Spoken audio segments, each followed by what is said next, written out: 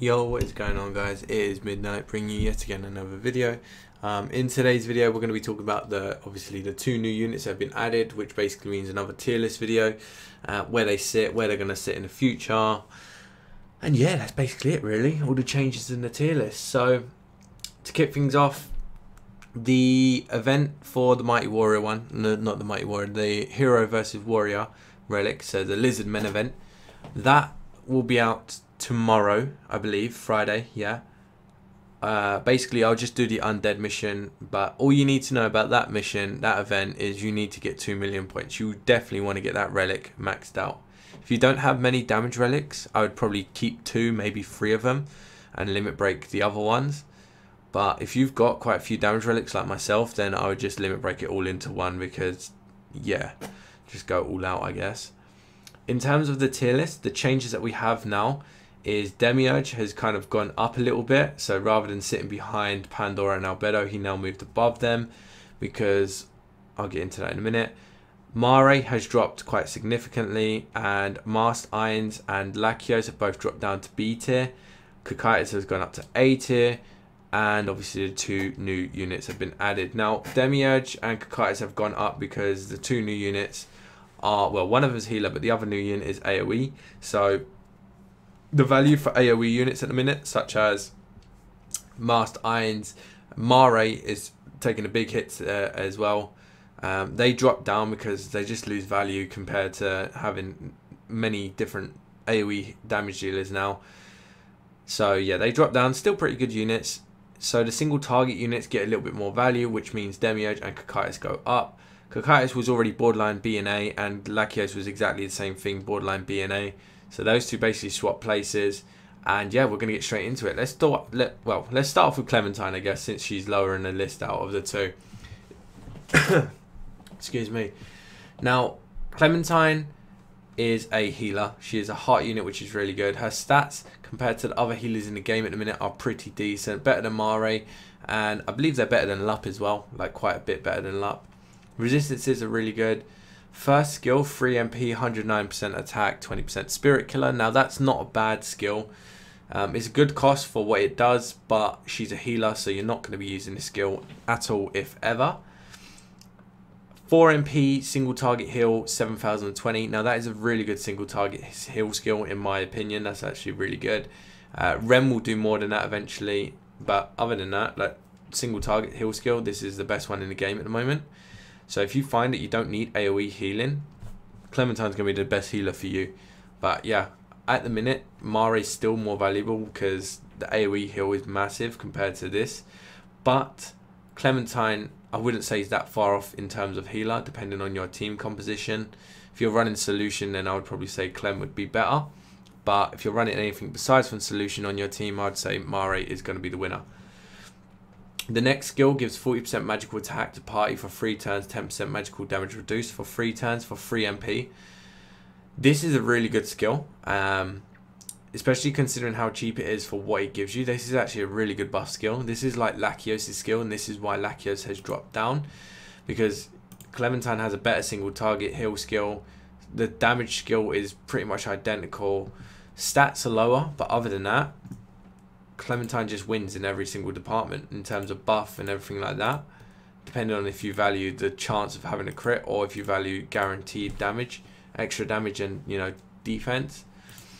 But yeah, so basically Clementine sits a bit higher, not only because she's, in my opinion, like terms of buffs and just kit in general, is better, but the fact that we only have 1 other healer or 2 other healers in the game, you just get more value out of it, the fact that she's a healer, whereas enhancers we've got several now.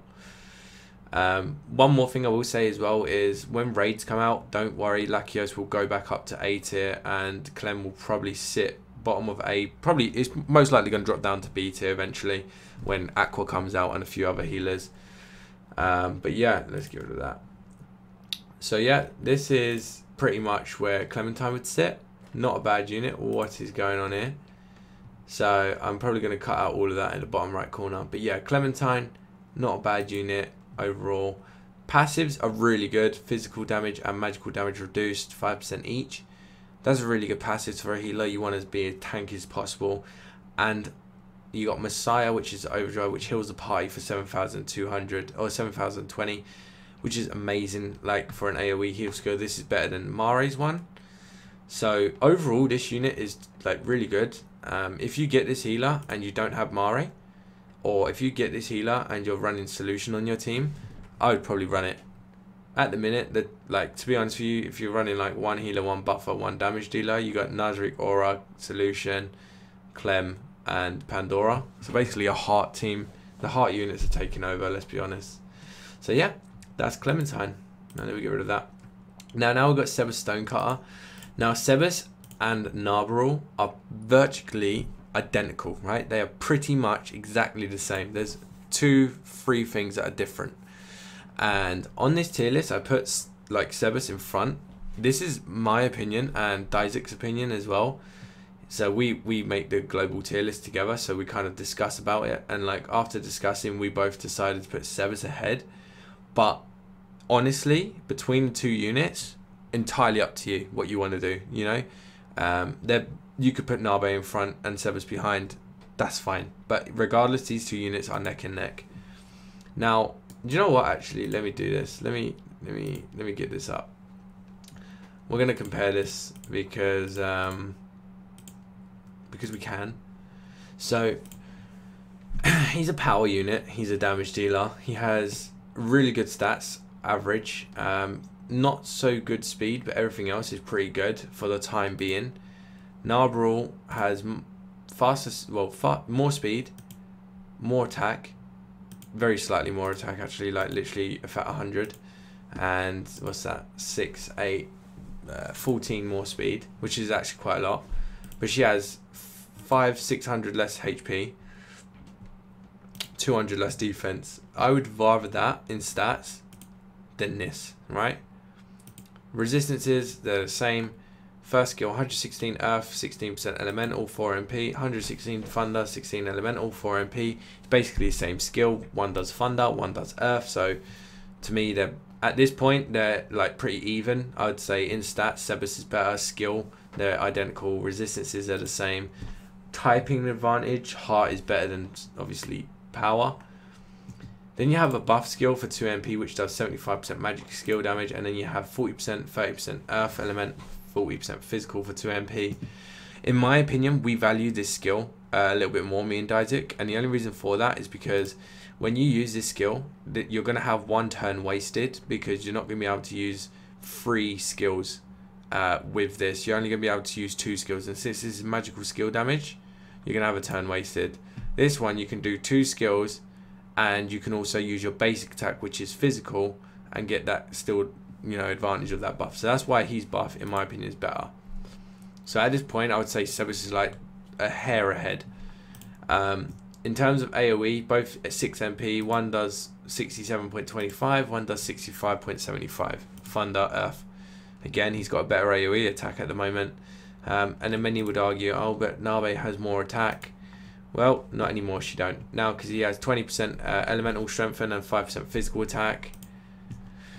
5% magical attack, 5% magical defense. So I'd rather the elemental rather than the defense. So at this point, Sebas is still better in my opinion, but not by much. Like, again, it all depends what you value. His overdrive is worse than Nabe's. Nabe has a chance to inflict paralysis, but his one does more damage. But her one does thunder as well. So overdrive, I'd probably say she wins, but again by a fraction of a hair. So it depends what you value, really. Would you rather have a unit with more well-balanced stats and more damage in terms of skills, or would you rather have a unit that has heart attribute with a better overdrive? Stats and skills are going to be used a lot more often than overdrive.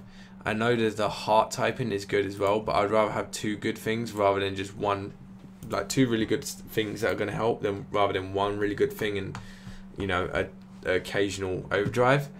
So that's the only reason why we ranked him above. Hopefully that will make sense to you guys. I know there's going to be many people that are going to be like, oh my god, but Nabe, like, she's a girl, so she must be better. And yeah, you can say that all you want. Like, you can value typing as much as you want, but you can just take the unit out if it's like a tech mission. You can just take Stonecutter out, and, you know, I know it's not the most fun thing to do, but you can always take the units out. So overall, this is the tier list, guys. Hopefully you enjoyed the video. Hopefully it isn't too long. And yeah, that is pretty much it, really. Yeah, let me get rid of them. Now, these two units are both going to probably drop down to B tier once more units come out based on what they do. They're not amazing units. They won't go up at all. But for the time being, they're both really solid units. Now, don't really want to spoil anything too much, but we might be getting a S tier unit soon. And by that, I mean someone that is going to be better than Irons besides from Nazarick Aura. And this unit is going to be Kimono Demiurge. So we've already got the Sebas one. If we get the Kimono Demiurge, yeah, there's an S tier unit inbound, guys. Very good unit to have. But yeah, hopefully you guys enjoyed the video. Hopefully you guys have got your relic to level 100. And yeah, take care and peace out.